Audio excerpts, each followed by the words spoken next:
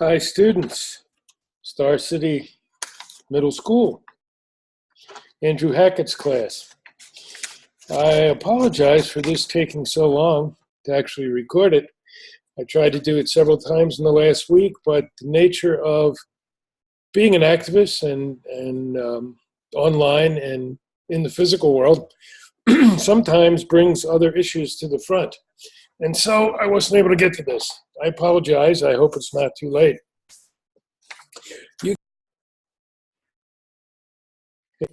I hope this is working. I'm having trouble recording as well. You have some really good questions here. So I'm going to do this even if this machine cuts in and out at times. And let's see where we can go. Let me get to your questions. And thanks for doing this. You know, this is really great. This is the kind of thing we want to see. People asking questions. People wanting to know what's going on in the world, especially you young people. So good work, folks. All right, your questions. For personal background, can you tell us a little about your background? Can you tell us about the Black Snake legend? Personal background, sure. I'll give you the thumbnail sketch. I was born Romani Gypsy. My grandmother was a medicine woman for 4 clans in northern Italy and southern Switzerland. They were shepherds. She came to this country when she was a girl and never undertook that again. Actually, she wasn't a girl. She was a young woman then. For me, that's what I was born into. I have been adopted by my Mayan family in Belize, Central America, and adopted by my Lakota family, who are originally out of South Dakota, but now the few that I know that are left are in California. So I'm kind of a mongrel of a lot of different walks, a lot of different cultures. I've spent 35 years working with different indigenous cultures, learning. And so I took an interest, I guess, because of that. The legend of the Black Snake. You know, there's actually a lot of similar legends, but the primary Black Snake legend, you've probably heard this by now, but I'll tell you a brief version, was that when this time came, this time to either repair our earth and ourselves or to fall into really bad times, that for us to be able to move ahead and repair things, to make a better planet, a healthier planet, we were going to have to cut the head off of a black snake. Well, some elders realized as we got into the Standing Rock issue that this whole oil pipeline thing is in fact a black snake. The pipes across not only our country but around the world carry the black oil, and they are the black snake. The thing is that it's not, according to the elders I talked to and my own understanding, there's not just one black snake. This black snake has a lot of heads. And so we have to cut them all off if we're to move ahead with a more sustainable planet. So there's the prophecy. Present situation. Can you describe the situation at Standing Rock from your own experiences? What are people protesting for? Why are the police and National Guard involved? Yeah, I started in the beginning of this. I started online, virtually, sharing what was going on in Standing Rock. And then I was asked in end of July, very early August, would I please start a Facebook group to do this, because the media were not covering anything at all. And so we started that group. I started that group with my wife. And before you know it started growing rapidly. We got up quickly to about 40,000 people. My wife and I then left and went to Standing Rock. We were there a couple weeks the first time. So we could see firsthand what was going on. We also recorded interviews with a lot of people there, so we could share what is going on in this place. We were in Sacred Stone Camp, the Donna Alwards camp. That's where we stayed. But we visited the main camp, and we visited the smaller camp in between the two to meet with everybody. What are people protesting for? You know, that's a multi-pronged answer. First and foremost, they were protesting not to have the pipeline go through the native lands, and most definitely not to have it go under the rivers.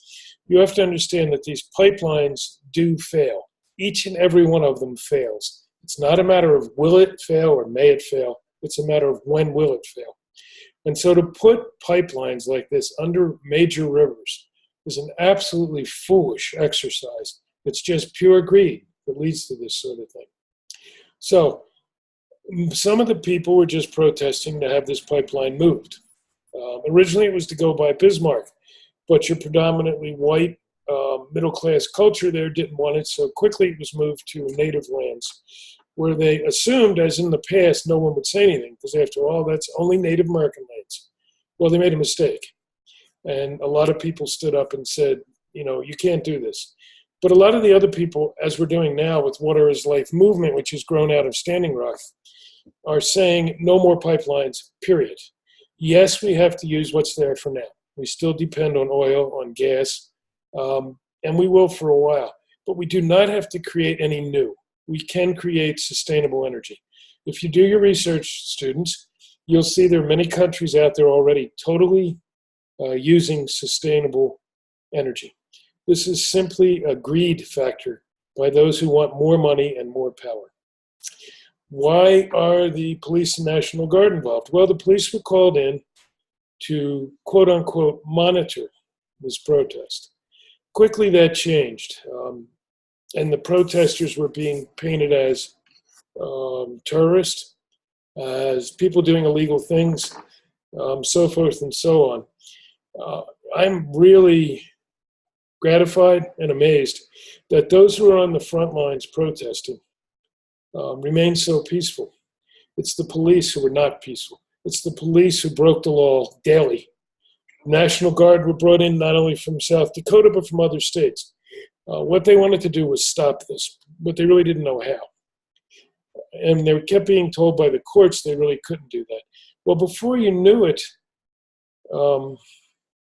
we saw this huge response from around the world, not just indigenous people, but all people. There is a teaching of the four colors, white, black, red, and yellow.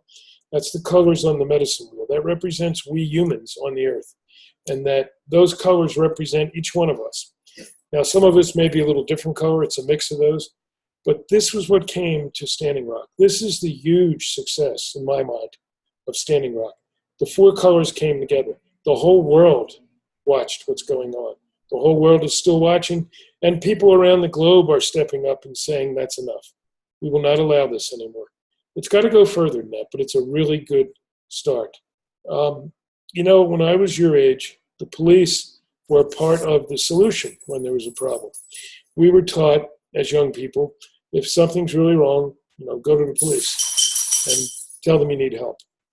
Unfortunately, over the years, that has changed. And in my opinion, the police are a big part of the problem, not the solution. That is a sad state of affairs. They no longer serve the people. They serve the very wealthy. They serve those who are controlling, and not the people of this country and other countries as well. Remember, this is not just the United States. This is global. So I hope that answers that a bit. What's the relationship between water protectors and the people who oppose them, like the National Guard, corporate employees, and the police? Another good question. In some places, it's very confrontational. We had a lot of horrific things done to water protectors at Standing Rock. Some still in other places, like Florida, like Flint, Michigan. That's a difficult place to be in. It's hard to stay peaceful when you're being attacked with water hoses, possibly with chemicals, not yet proven, but there seems to be some pretty good proof of that. When you're being attacked by cars, when you're having rubber bullets fired at you, on and on and on.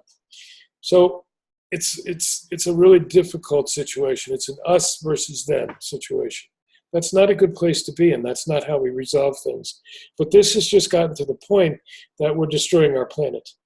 And so things have changed. I met a young man, about 30 years old, who works for the oil company here in Colorado, where I'm based. And he was telling me how upset he is with the fracking that's going on here. You guys probably know something about fracking and the oil lines. And explaining to me by his own views, by what he's seen and had to do, how horrific this can be. He's looking for other work. He's confused. But he's waking up because he's hearing what's going on. He's seeing what's going on. This is the good part of protesting. Protesting alone will not win this war, and it is a war. Peaceful war, but a war. It requires also prayer, as our elders all said. It requires visioning, what do we want? What can we do? What kind of world do we want? So that, and I did, by the way, see some police, not a lot, but some, change sides in Standing Rock. They turned, walked away, and walked over with the water protectors because they were so disgusted by the completely illegal, immoral acts being performed on the water protectors. So, personal impact. Wow. Why am I personally protesting? Again, I was at Standing Rock some. I just spent 2 months in Florida to work on Water is Life there. But I do a lot of my work here virtually with groups, with people, so everyone gets to hear it. Why did I start? Well, one, because my relatives, my Lakota relatives, asked me to begin this Facebook group, which now has 137,000 people, plus or minus. And so I got involved there. But I also am concerned. I care. My grandchildren are probably your age. I've been worried about them for a long time. What kind of planet will they inherit? It's gotten worse than that. Now I worry about my children. And I even worry about this current generation. Things are so bad, we're at the tipping point. We have got to walk away from fossil fuels. We've got to walk away from inequality. We've got to walk away from all those things that our mechanized, westernized world have created. And I say that not knowing exactly what we have to create, but I know it can't be this. This is not sustainable. I want you guys to have a good planet to walk. I want you to be able to do like I could again when I was your age. I could climb a mountain, I could drink water out of streams. You can't do that now on the highest land. 3% of the water on the planet is now clean enough for drinking. Think about that. 3% is clean without being cleaned or sanitized or whatever else. What has been your experience protesting, and how has it affected your life at home? Another great question. I've protested many things in my life. When I grew up, the Vietnam War was a big thing, and I did protest. I walked with some of the civil rights marchers. I was involved with the women's movements.